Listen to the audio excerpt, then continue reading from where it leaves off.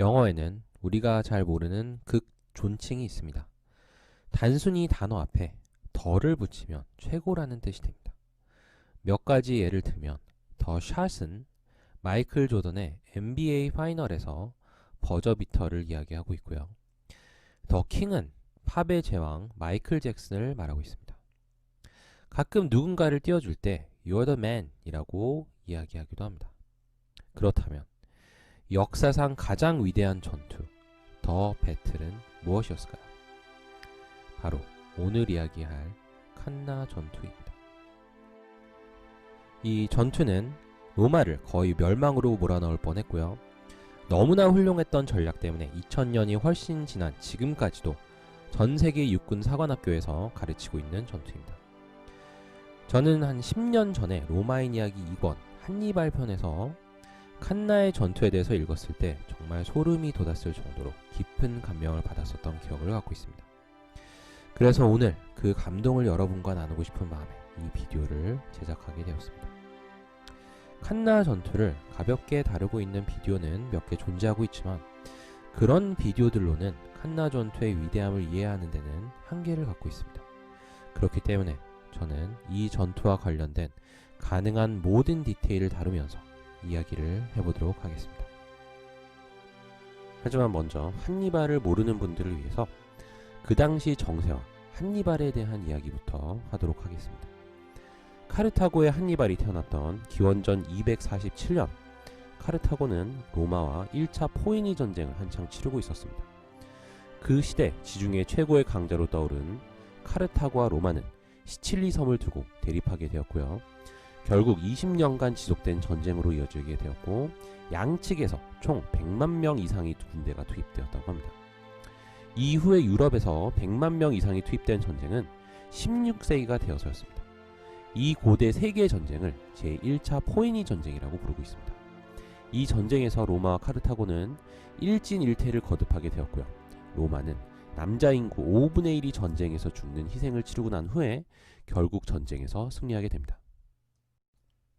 하지만 로마가 전쟁에서 승리했다고 해서 카르타고를 완전히 멸망시킨 것도 아니었고 복구불능의 상태로 만든 것도 아니었기 때문에 아직 카르타고의 세력은 건재한 상태였습니다. 그리고 그 와중에 로마에게 복수를 노리고 있던 카르타고의 장군이 있었는데요. 바로 한니발의 아버지 하밀카르 바르카스였습니다. 그는 게릴라 전술을 사용해서 로마를 패배 직전까지 몰고 갈 뻔했었던 뛰어난 사령관이었습니다. 그는 1차 포이니 전쟁이 끝난 후에 지금의 스페인 지역인 이베리아 반도에 총독이 됩니다. 하밀카르는 이베리아로 떠나기 전에 어린 아들 한니발을 데리고 신들 앞에서 로마에 대한 복수를 맹세하게 했다고 합니다. 그럼 한니발에 대해서 조금 더 알아보도록 하겠습니다. 한니발의 이름은 바알의 영광이라는 의미를 갖고 있다고 합니다. 바알은 성경과 디아블로라는 게임에서 악마처럼 묘사되고 있고요. 고대 페니키아인들의 신이었습니다. 그리고 한니발이 과연 흑인인지 백인인지에 대한 논란도 존재합니다. 결론부터 먼저 말씀드리면 아무도 모른다입니다. 카르타고는 현재 레바논 지역에서 유래된 페니키아인들이 세운 나라긴 하지만 한니발이 태어났을 때는 페니키아인이 카르타고를 세운 지 800년도 넘는 시기였기 때문에 아프리카 인종과 섞였을 가능성도 배제할 수는 없습니다. 한니발의 얼굴로 된 금화도 없고요.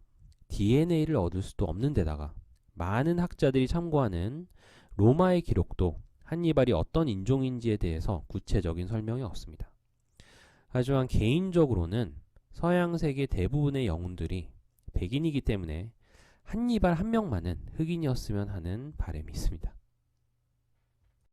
이베리아 반도에서 독자적인 세력을 구축하고 있었던 한니발의 아버지 하밀카르는 4년 동안 세력을 넓히면서 여러 도시들을 건설하게 됩니다.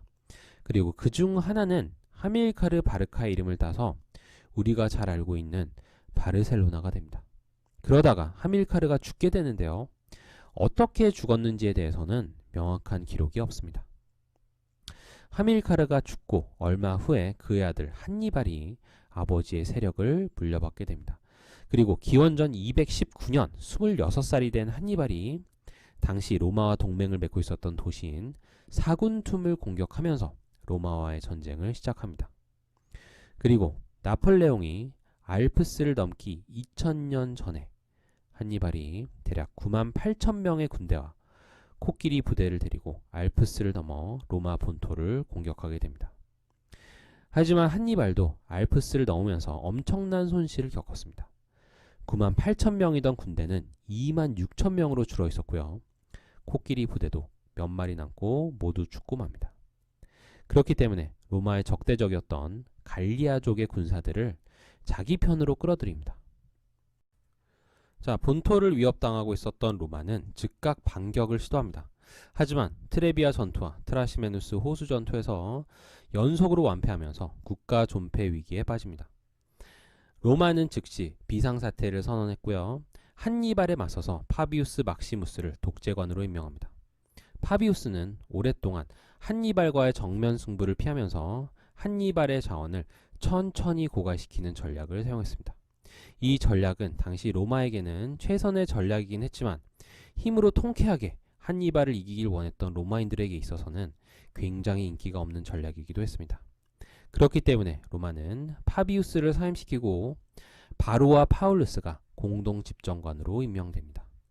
바로와 파울루스는 곧바로 8만 명의 군사를 긁어모아서 한니발이 주둔하고 있었던 칸나를 향해서 남쪽으로 진군합니다. 그리고 공동 집정관이었던 바로와 파울루스는 성격이 판이하게 달랐다고 알려지고 있습니다. 즉흥적이고 성질이 급했던 바로와는 다르게 연장자인 파울루스는 조금 더 신중한 성격이었습니다. 자, 그렇기 때문에 바로가 드넓은 평지에서 전투를 하려고 하자 파울루스는 카르타고가 우세했었던 기병 공격에 대비해야 한다면서 언덕으로 군대를 옮길 것을 주장합니다. 하지만 급한 성격이었었던 바로는 자신이 군대의 지휘를 맡은 날에 평지에서 전투를 벌이게 되었고요. 마침내 기원전 216년 8월 2일 한니발의 천재성이 빛났던 전쟁 역사상 최고라고 불리우는 전투, 칸나 전투가 시작됩니다. 병력을 비교해보면요. 로마는 6만 5천 명의 중무장 보병, 1만 5천 명의 경무장 보병, 그리고 6,500명의 기병, 총 8만 6천 명의 병력이 있었습니다.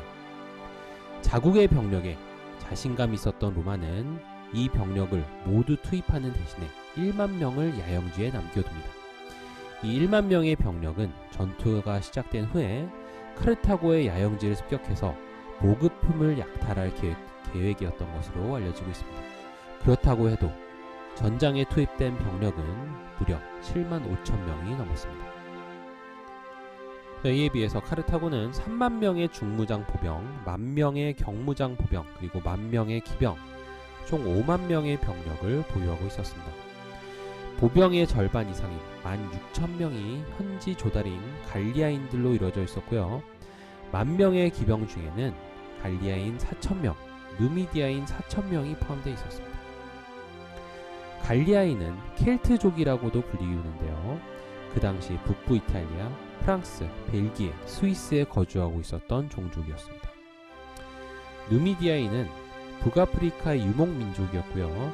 말 사육이 유명해서 기병을 많이 배출한 종족이었습니다. 나머지 병력 중에서도 이베리아 출신 병사들이 1만 명을 차지했기 때문에 사실 카르타고 본토 출신의 병사들은 수가 매우 적었습니다. 이렇게 다양한 인종이 섞인 군대는 아무래도 통제하기가 쉽지 않았을 거라고 생각됩니다. 이 당시만 하더라도 로마 군대는 전략의 중요성을 완전히 깨닫지 못한 상태였었고요. 전략을 능수능란하게 사용해서 군대를 효율적으로 움직이기보다는 로마의 자랑이었었던 중무장 보병으로 상대방을 힘으로 밀어붙이는 전투를 가장 명예롭다고 생각했었습니다. 그리고 로마군의 진영도 이 사고방식을 잘 보여주고 있습니다. 로마의 목적은 카르타고 군대의 중앙을 돌파해서 둘로 나뉜 카르타고 군을 수적 우위를 통해서 괴멸시키는 것이었습니다. 승패를 결정짓는 것이 중앙이라고 생각했었던 로마군은 보병을 넓게 펼치기보다는 중앙을 두텁게 하는 진영을 짜게 됩니다. 진영을 벌려서 카르타고 군을 포위하는 전략도 있긴 했지만 이 경우 카르타고 기병이 측면을 공격했을 때 더 취약할 수 있다는 점을 고려했었던 것 같습니다. 로마 기병은 보병 양 옆에 배치가 되었고요. 로마군을 지휘하고 있었던 두 집정관이 각각 오른쪽 그리고 왼쪽의 기병과 함께 자리 잡고 있었습니다. 로마의 기병의 주 목적은 보병의 측면을 적의 공격으로부터 보호하는 것이었습니다. 하지만 카르타고의 진영은 로마군의 진영과는 정반대였습니다. 카르타고의 보병 진영은 넓게 벌려져 있었고요. 아프리카와 이베리아 출신의 정예 보병을 중앙이 아니라 날개 쪽에 배치시키는 바람에 카르타고군의 중앙은 로마에 비해서 형편없이 얇아져 있었습니다. 하지만 카르타고군의 지휘관인 한니발은 정예병들이 있는 측면이 아니라 가장 취약하고 위험한 진영인 중앙에서 지휘를 하게 됩니다. 카르타고 기병은 로마군과 마찬가지로 보병 측면에 배치됩니다. 전투 시작과 함께 갈리아와 이베리아 출신의 카르타고 왼편 기병이 로마군의 오른편 기병을 향해서 돌격을 시작합니다. 그리고 순식간에 로마군 기병을 괴멸시킵니다. 일설에 따르면 카르타고 기병이 돌진하고 있을 때 로마군의 누군가가 병사들에게 말에서 내리라는 어이없는 명령을 내려서 피해를 가중시켰다는 말이 있습니다. 그리고 오른편 기병들과 함께 있었던 로마군의 최고 지휘관 중 한 명인 집정관 파울루스가 여기서 허망하게 전사하게 됩니다. 오른쪽에 있었던 카르타고의 누미디아 기병은 우월한 기마수를 활용해서 로마군 기병을 향해서 돌격과 후퇴를 반복하면서 로마군을 유인했지만 정면 승부는 피했습니다. 그 와중에 한니발이 지휘하고 있었던 카르타고군의 중앙은 초승달 형태의 진영을 이루면서 전진합니다. 왜 초승달 진영으로 돌격했는지에 대해서는 여러 설이 있는데 로마 군대의 추진력을 순간적으로 지연시켜서 측면에 있던 정예병들을 활용할 수 있는 시간을 벌기 위해서였다는 설이 가장 유력합니다. 그리고 로마군과 정면에서 충돌한 카르타고군의 중앙은 밀리기 시작합니다. 하지만 로마군이 모르고 있었던 것은 한니발이 사전에 중앙에 있던 군인들에게 일부러 조금씩 후퇴하라고 명령을 내렸다는 점입니다. 제 생각에는 한니발이 일부러 중앙에 위치했던 이유도 전투를 지휘하기 위해서보다는 중앙에 있던 군인들의 후퇴 속도를 조절하기 위해서였던 것 같습니다. 너무 빨리 밀리거나 진영이 무너지게 되면 로마군의 전략대로 카르타고군이 양분될 위험이 있었고 너무 느리게 후퇴하면 작전에 차질이 생겼을 것입니다. 그리고 그렇게 로마군은 후퇴하는 카르타고군의 중앙 깊숙이 들어가게 됩니다. 카르타고군은 한니발의 지휘하에서 천천히 후퇴하고는 있었지만 진영을 계속 유지하고 있었습니다. 그러는 동안에 로마의 오른편 기병을 끝까지 괴멸시킨 갈리아와 이베리아 기병이 전장을 가로질러서 로마 왼편 기병을 공격하기 시작했고요. 그때까지 술래잡기를 반복하고 있었던 카르타고의 누미디아 기병도 공격에 합세합니다. 그리고 합동 공격을 견디지 못했었던 로마의 왼편 기병은 집정관 바로와 함께 전장에서 도망칩니다. 이렇게 군대를 지휘하고 있어야 될 로마의 최고 지휘관 2명이 모두 전장에서 사라집니다. 로마의 중앙이 카르타고의 진영을 밀어붙이고 있을 때 그때까지 측면에 자리 잡고 있었던 카르타고의 정예병들이 갑자기 방향을 틀어서 로마군의 취약한 측면을 공격해서 밀어붙이기 시작합니다. 그 순간 로마군 기병을 몰아낸 카르타고 기병이 때마침 합류해서 로마군의 후방을 공격합니다. 그리고 그렇게 카르타고군은 로마군을 완벽하게 포위하게 됩니다. 이 모두가 한니발이 정교하게 사전에 계획한 대로였습니다. 이 시점부터는 더 이상 전투가 아니었고요. 완벽한 학살이 이어집니다. 포위된 로마군은 안 그래도 밀집된 진영이 더 좁아져서 대부분의 병사들은 같은 편 병사들과 몸이 맞닿아 있어서 칼을 든 팔을 움직일 수도 없던 상태였었다고 합니다. 학살은 해가 질 때까지 계속되었고요. 로마군 중앙에는 공포심에 사로잡혀서 머리를 땅속에 파묻고 일부러 질식해서 죽는 병사가 있었을 정도였다고 합니다. 8만 명의 로마군 중에서 7만 명이 정사했었고요. 대략 1만 명이 포로로 잡혔었다고 알려지고 있습니다. 이날 전사한 로마군은 로마 성인 인구의 20%에 해당하는 어마어마한 수였습니다. 로마군을 지휘했었던 파울루스, 중앙을 지휘했었던 세르빌리우스, 그리고 독재관 미누키우스도 80명의 원로원 위원과 함께 전사하게 됩니다. 로마군의 총사령관 중에 한 명인 집정관 파울루스는 죽기 직전에 자신을 구출하려던 호민관에게 이런 말을 남겼다고 알려지고 있습니다. 나를 구출하려고 도망갈 수 있는 시간을 낭비하지 말아라. 원로원에 가서 한니발이 도착하기 전에 로마를 요새화하고 방어를 굳건히 하라고 알려라. 그리고 파비우스에게 남몰래 전해줘라. 살아서도 죽어서도 항상 당신의 계율을 따르겠다고. 이제 나는 죽어가는 전우들 사이에서 마지막 남은 숨을 쉬겠다. 하지만 몇 안 되는 로마군이 탈출에 성공하게 되었는데요. 그중 한 명이 이후 한니발에게 복수하게 되는 스키피오 아프리카누스였습니다. 자, 이런 로마의 괴멸적인 피해에 비해서 카르타고 군의 피해는 그렇게 많지 않았습니다. 로마군 전사자의 10분의 1인 6,000명 정도의 전사자를 기록하게 되었고요. 이렇게 로마는 한니발을 상대로 한 3번의 전면전에서 모두 완패를 당하게 되었고, 로마가 동원할 수 있는 군대는 싹 다 긁어모은 전투였기 때문에 한니발의 로마 입성을 막을 군대는 존재하지 않았습니다. 그리고 이 이후 이야기는 모두가 찾아볼 수 있는 역사가 되었습니다.